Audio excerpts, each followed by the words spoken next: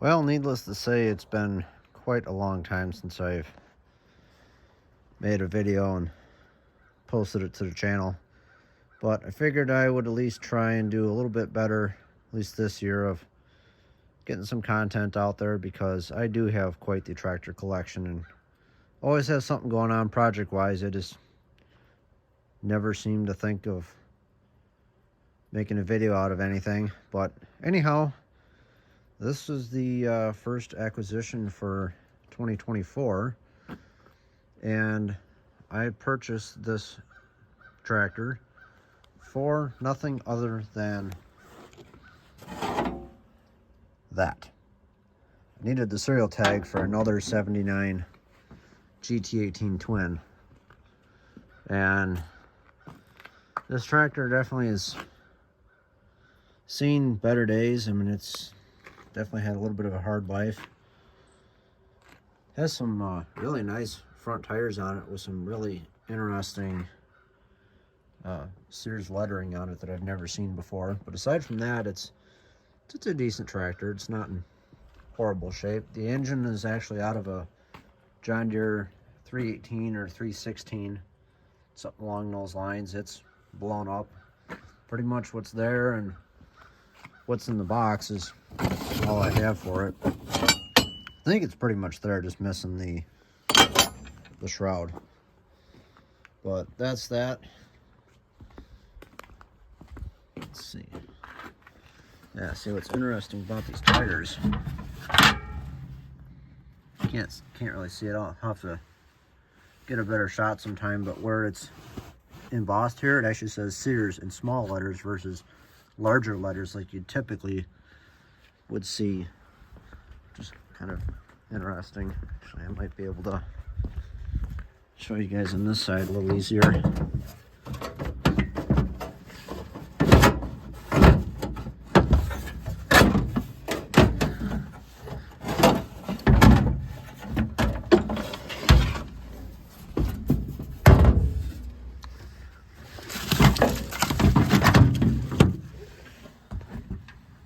There you guys go. You can kind of see it's smaller letters, but they are Sears tires. I'm wondering if they might be 1980s replacement tires.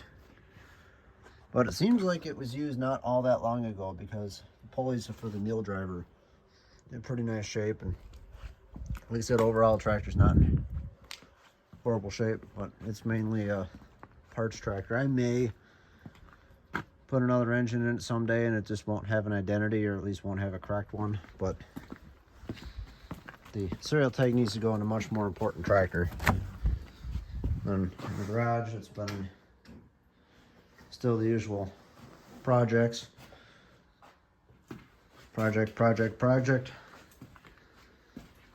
The diesel swap case / Massey Ferguson project is back in 2 pieces again, using a different rear section of a frame. So this entire frame section is from a different tractor. It's from an Ingersoll 4016. So I have a longer frame now between the dash and the back of the tractor, and more room to work in the dash. So I'm completely re-engineering that tractor. I will make note to everyone that my 19.9, which has been known as a 1979, 19.9 for, well, pretty much as long as I've had it. This is actually not a 79 at all. This tractor is actually a 78. It has a 78 steering wheel cap in it. Matter of fact, it has a 78 model number.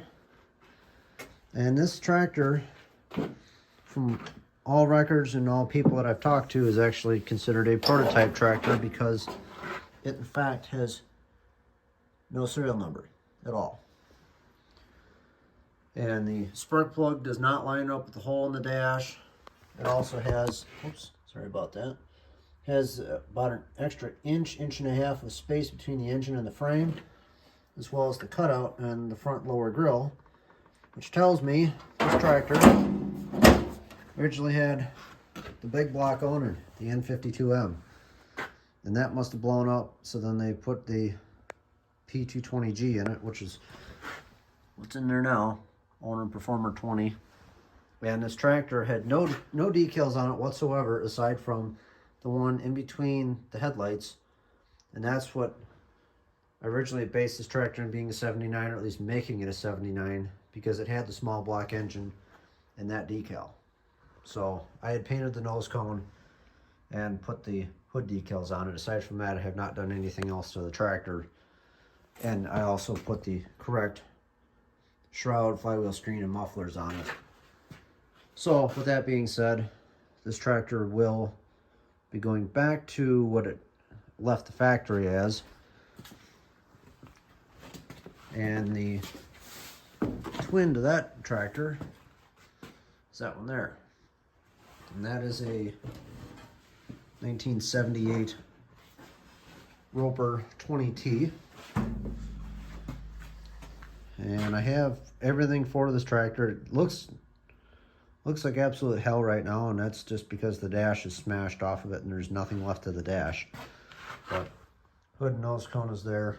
I did get the engine running. It actually runs decent, sounds quite nice. So I'm going to be bringing this thing back to life here sooner than later. I'm currently looking for a metal Roper RT dash from like an RT13 or an RT16 to put on it. If I can't find that, I really don't want to put an earlier style Suburban dash on it, but I do have one spare plastic dash I could use. You know, I'm kind of saving that for the right tractor someday. We'll see.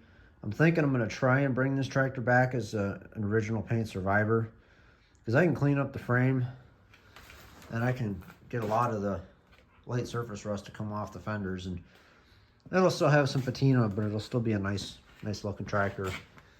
The only thing I'll have to do is try and either sand the side of that hood or just use a different hood, which I have another Roper hood with a really neat but odd looking decal package that's on it.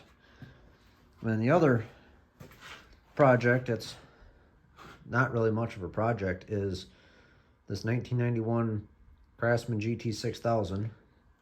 Now those might not think that I would be into these kind of tractors, but this is a 20 horse tractor.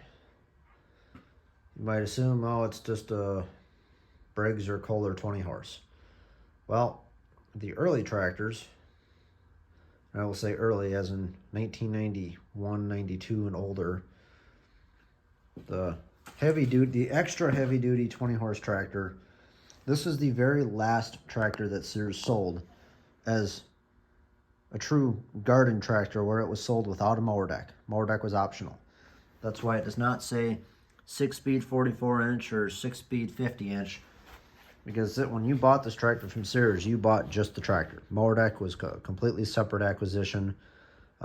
This tractor was purchased new by a school, from what I was told, and they purchased a 44-inch deck for it, a sleeve hitch, a rear grader blade, and a snowplow blade. And the tractor came from the factory with electric lift, which the previous owner, one of the previous owners, had removed the electric lift actuator because it had failed, and just used the deck height stop for the deck adjustment. But I've always liked these higher end tractors because they have the rubberized 4-spoke deluxe Craftsman steering wheel, which I think is a great looking steering wheel. This tractor has most of what's left of the sleeve hitch. I was actually missing the hitch portion, so I grabbed that off a parts tractor. There's 1,110 hours on this thing. And under the hood, none other than an Onan P220G, which is the correct engine for this tractor.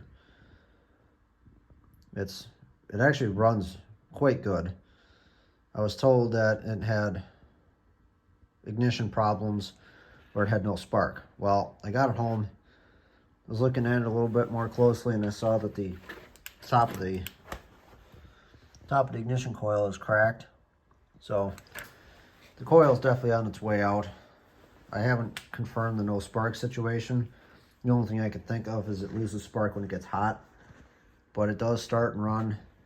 There is some sort of electrical gremlin somewhere because there's a push button starter that was added. But overall, it's not a bad tractor. It's pretty straight. Top of the hood is dented right up here in the front. Pretty big dent, so it should be fairly easy to push that back out. But yeah, that's that. And really, it's just been ongoing with projects here at the house.